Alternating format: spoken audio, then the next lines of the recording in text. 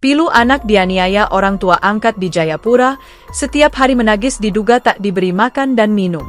NS dan JY, pasangan suami istri yang juga orang tua yang diduga tega aniaya anak angkatnya berinisial AS.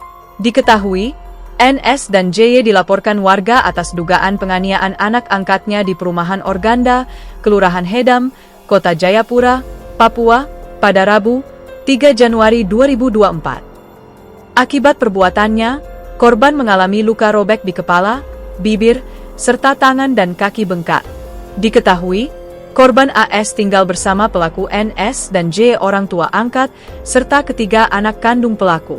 Suami NS bekerja sebagai aparatur negeri sipil, AS, sementara istrinya J adalah seorang pendeta.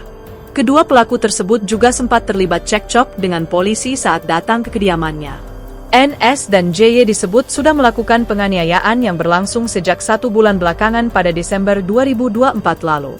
Hal itu berawal dari kecurigaan tetangga yang kerap mendengar rintihan tangis dan teriakan korban setiap pagi, siang dan malam. Penghuni kos, saksi Tenci Ambokari menjelaskan dirinya sudah tidak tahan mendengar teriakan dan tangisan anak tetangganya itu saat pagi, siang, bahkan malam hari. Kejadian itu sudah berlangsung 1 bulan lebih sejak Desember 2024. Tenci Ambokari sempat menelpon pemilik kos untuk menanyakan soal penganiayaan. Kata dia, pemilik kos sudah mengetahui sejak lama tetapi tidak mengambil tindakan apapun karena menduga sebagai tidak disiplin orang tua terhadap anak. Namun Tenci Ambokari tak tinggal diam. Setiap malam dia tidak bisa tidur karena mendengar korban terus-menerus menangis histeris.